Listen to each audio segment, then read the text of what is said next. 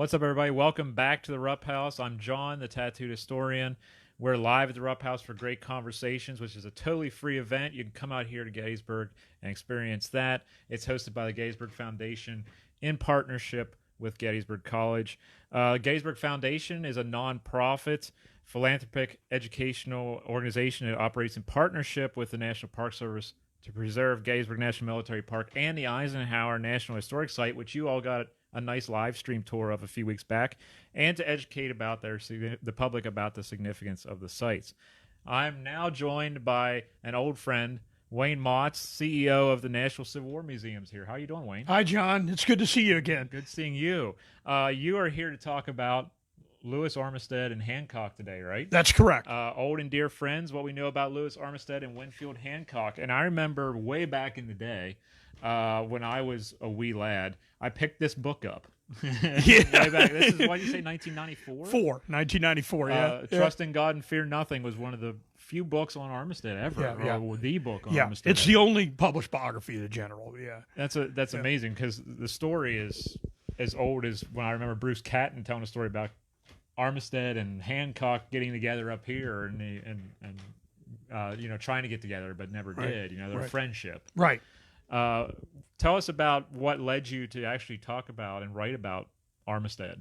Well, I was a student at Ohio State University, John, and I was in the military history department there. And a friend of mine was the assistant editor of Blue and the Gray magazine. It was published in my hometown, Columbus, Ohio. Okay. And he basically said, "How'd you like to have your first published article?" And I said, "Oh, wow." And he said, "Why don't you pick somebody, do some research, pick somebody." He knew I was a guide here at Gettysburg. I'd just become a licensed battlefield guide while I was still in school at Ohio State, 1988. I've been a guide 31 years, Wow. National Park, Gettysburg. So I did a little research, did some Googling. And and I wouldn't have been Googling back in those days. It'd been something else. Yeah. But I went to the library and I did some research there. And I noticed there wasn't anything on this man who was killed right in the forefront of his troops, right in the middle of Pickett's charge, one of the greatest attacks in military history. And I started to try to do a little research on him, and that's sort of what led me down that path. And that was 31 years ago, and I'm still sort of looking for pieces here or there. Right.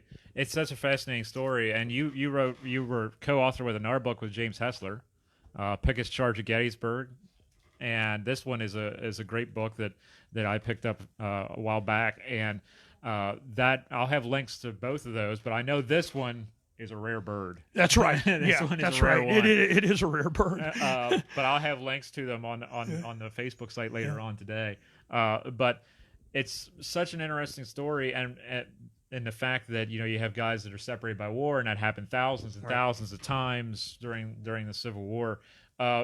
When you started to dig down in and try to find this first book, some information on the first book, how hard was that to find stuff? Because this is pre-Google. It's extremely difficult. Even today, it's difficult. The items related to Lewis Armistead aren't a lot. Hancock has more, but neither of them have a lot of what you and I would call personal papers. Armistead doesn't have any personal papers, and he had a family home that burned up in a fire in 1852. And I suspect that probably the personal things he did have, because he didn't have a permanent home. He was a career military officer for his whole life, so he didn't really have a permanent place. But his family home in Virginia burned up in 1852 in a fire. So I assume anything that would have been left would have been there. Yeah. How long did it take you to write this? You remember how long this one took? It took me at least 2 years, I think, to compile the work together. I'd been researching it from 88 to 94 at the time that I wrote it. Okay. So research was much longer. Yeah. Period. 6 years in research, and then in that I did some writing, probably 2 years of that time too as well. Okay, and that's still not a lot of time printing out a book at that time, because pre-internet, pre-Google, right. we take it for granted now, but now it takes people sometimes 7-10 years to write a book, and now we have all this stuff in our hands. In 88 from 94, it's like you got to go find the sources. Right, and you didn't have newspaper.com. You couldn't go look at all the digitized newspapers or the things that we have today. So it was a sleuthing look at trying to be the sleuth and getting into the material. Yeah. How does this book itself fit into the one you did with James Hessler? Well, parts of and pieces of information of the Armistead work are in the book that Jim and I co-authored together. One of the stories we told in the book related to Keith Armistead, which is Louis Armistead's son. Armistead had a son, 18 years old, here in the Battle of Gettysburg. See, I had no idea. I had no idea about that. Yeah, and he actually was his aide. He was in Pickett's charge, and we do have a source that he went forward in that attack. And he actually survived the American Civil War, believe it or not, John, and married the granddaughter of Daniel Webster. Wayne Motts' cardinal rule. Always marry up. That helps. And Armistead's son did. Unfortunately, he died a relatively young man in his early 50s in Bright's disease, a kidney disease, and he's buried in Rhode Island. Died in 1896, Armistead's son. Wow. Yeah. When we tell these stories of Armistead, Hancock, or Armistead in general, and you're doing it at Gettysburg, it has to have a different significance here because this is where we relate that story to. And that's probably going to be a tent filler outside because, this is something that a lot of us grew up hearing about. Well, I hope. I have put some sources in this particular talk, and I don't talk a lot about Armistead and Hancock together. I can't remember the last time I did a presentation of that. And I put some sources into this presentation, which to my recollection, I haven't shown anyone, to try to link the two of these together because it is difficult to get items related to their friendship. And I don't believe anybody would disagree they were friends. I think the disagreements we have among historians, including myself, is the depth of that relationship. And what's really brought that to light, of course, is, as you mentioned in Bruce Catton, you're the first person, John, to remember that. No one remembers that long before there was Killer Angels, long before there was Gettysburg the movie, Bruce Catton, who's one of my favorite as a kid, that's what you read related to the Civil War. What a fantastic writer and historian Bruce Catton. And when he did Glory Road, his book in like 1952, he puts out this relationship going back for what Mrs. Hancock has said. So even in the 20th century authors that put this together. So the question is the depth of their relationship. What does that look like? And we're going to try to explore that today with what we know today. Yeah, I brought up Bruce Catton because I was 8 and I introduced myself to Bruce Catton's works. That was the first Civil War books I actually picked up. So I was a real history nerd at a very tender age, but I went right to Catton, which is a big jump for an 8-year-old. It sure is. It sure is. That explains why I didn't have any dates growing up.